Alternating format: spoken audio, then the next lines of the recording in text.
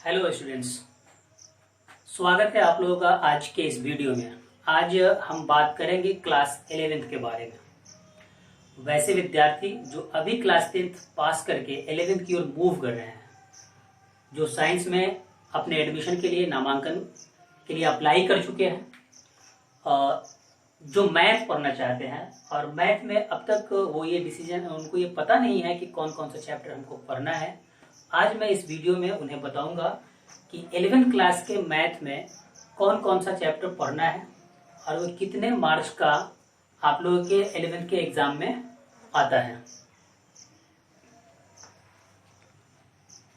चलिए, तो आप लोगों के इस सिलेबस में पढ़ना है, टोटल 6 यूनिट्स पढ़ना है। इसमें पहला यूनिट आपका है समुच्चय एवं फलन, अंग्रेजी में इसको सेट्स एंड फंक्शन कहते हैं। आप लोगों के लिए बिल्कुल नया होगा, लेकिन इसके अंदर 3 चैप्टर को पढ़ना है। समुच्चय जो पहली बार आप लोगों को पढ़ना है 11th क्लास में, संबंध एवं फलन को भी पहली बार आप लोगों को पढ़ना है। इससे पहले इससे आप लोगों को मुलाकात नहीं हुई है, लेकिन त्रिकोणमितीय फलन आप लोगों ने पढ़ा है 10th क्लास में और उसका यूज 11th में होने वाला है, कंप्लीटली यूज होने वाला है। जो 10th में आपने पढ़ा है वो सबका प्रयोग इसमें किया जाएगा। और ये यूनिट 1 का में जो 3 चैप्टर पढ़ना है, एग्जाम में इससे आपका 29 नंबर का सवाल पूछा जाता है। इस साल के सिलेबस में हो सकता है कुछ अंतर हो 1-2 नंबर का, लेकिन ऐसे इससे पहले इन तीनों चैप्टर यानी यूनिट 1 से 29 नंबर का एग्जाम में पूछा जाता है। अब देखेंगे हम लोग यूनिट 2। चलिए, इस इकाई में हम लोगों को पढ़ना है बीजगणित। और बीजगणित से आप लोग भली भांति अवगत हैं, लेकिन इसके अंतर्गत जो चैप्टर्स हम लोगों को पढ़ना है, बहुत से ऐसे चैप्टर्स हैं जो आप लोग पहले नहीं पढ़े हैं, बिल्कुल आप लोगों के लिए नया है। गणितीय आगमन का सिद्धांत इससे पहले आप लोग नहीं पढ़े हैं।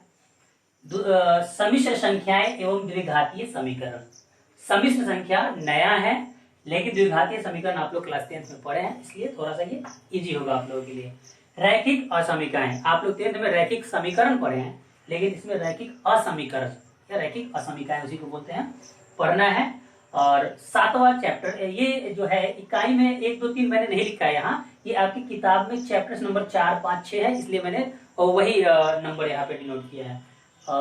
क्रमचय एवं संचय, ये एक नया चैप्टर होगा आप लोगों के लिए, बहुत ही इंटरेस्टिंग चैप्टर है। इसको अंग्रेजी में परम्यूटेशंस एंड कॉम्बिनेशंस कहा जाता है और ये आपका द्विपद प्रमेय है। ये भी आप लोगों के लिए नया है, लेकिन इसका उपयोग आप लोग पहले कर चुके हैं। जैसे आप लोग a+b का होल स्क्वायर, a+b का होल क्यूब पढ़े हैं लोग, वो सब द्विपद प्रमेय है। और इसी में हम लोग सीखेंगे, हम लोग तो याद कर चुके हैं कि a+b का होल स्क्वायर का सूत्र क्या होता है। इससे हम लोग सीखेंगे a+b के पावर 10 का फॉर्मूला कैसे लिखा जाता है।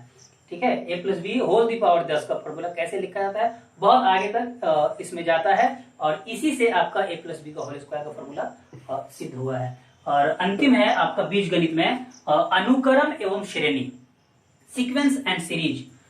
इसका एक चैप्टर समानांतर श्रेणी जो आप लोग पढ़ेंगे, जब दोनों एक साथ आता है तो इस चैप्टर को हम लोग श्रेणी नाम से भी जानते हैं, प्रोग्रेशन जिसको बोलते हैं। इसका एक भाग समानांतर श्रेणी एपी आप लोग क्लास 10th में पढ़े हैं लोग। तो ये 6 चैप्टर है आप लोगों का बीजगणित में, जो 11th क्लास में पढ़ना है। और इसका वेटेज जो होता है 37 मार्क्स होता है।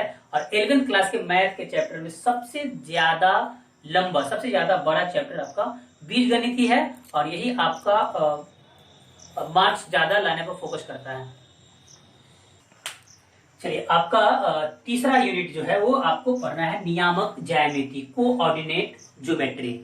इसमें देखिए, आप लोग पहले 10th क्लास में पढ़े हैं लोग, लेकिन जहां से छोड़ा गया है ठीक उसके आगे इसमें पढ़ना है। ये उससे हट के है और इसमें 3 चैप्टर आता है आपका। सरल रेखाएं पढ़ना है, इसका समीकरण निकालना है, 2 रेखाओं के बीच का कोण निकालना होता है। शंकु परिच्छेद आ जाता है, इसका 11वां नंबर चैप्टर आपके किताब में है। शंकु परिच्छेद में मतलब कि एक शंकु से अनेक कितने प्रकार के जो आकृति बनते हैं वो इसमें पढ़ना होता है। वृत्त हो जाता है, दीर्घवृत्त है, परवलय है और अति परवलय है, ये आपको पढ़ना होता है। और ये तो 2 विमीय के लिए, 3 विमीय ज्यामिति जिसमें लंबाई, चौड़ाई, ऊंचाई तीनों होता है, वो आकृति जो स्पेस में बनता है, अंतरिक्ष में बनता है, उसका सिर्फ परिचय पढ़ना है इसमें हम लोगों को 11th क्लास में। ठीक है, और ये 3 चैप्टर मिलाकर के आपका एग्जाम में 13 नंबर का सवाल पूछा जाता है।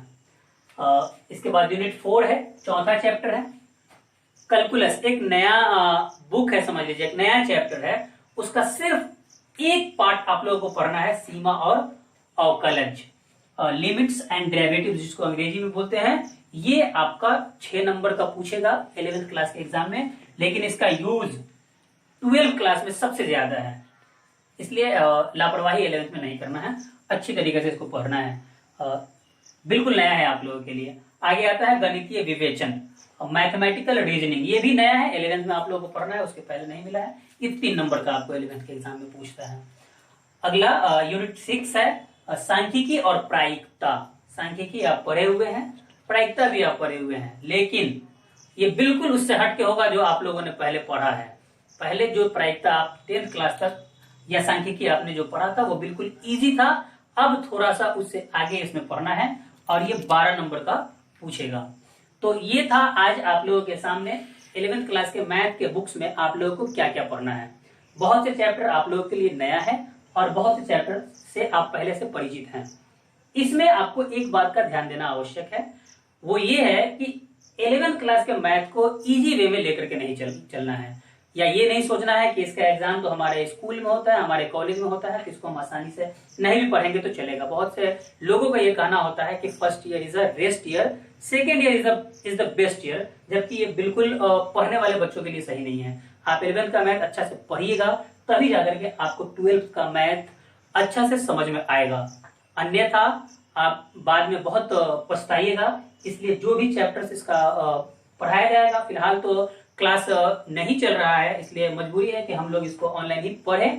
तो इसको हम लोग पढ़ेंगे धीरे धीरे करके, एक्सरसाइज 1 से हम लोग स्टार्ट करेंगे और वहां से अंत तक जाएंगे। आप लोगों का काम सिर्फ यही होगा कि हर दिन के वीडियो को आप लोग फॉलो करते चलिएगा, उसको अच्छा से सीखिएगा, उसमें जो बताया जाता है उसको याद कीजिएगा, उससे संबंधित चैप्टर्स के प्रश्नों को बनाइएगा, तब जाकर के आप अच्छा से गणित सीख पाइएगा। और ये आपको न सिर्फ 12th क्लास बल्कि आगे के बहुत से कॉम्पिटिटिव क्लास में, कॉम्पिटिटिव एग्जाम में आपका ये सहायता करेगा।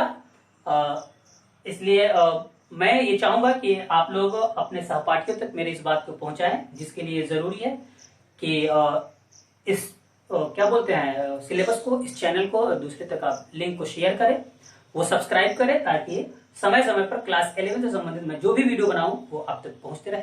Good bye.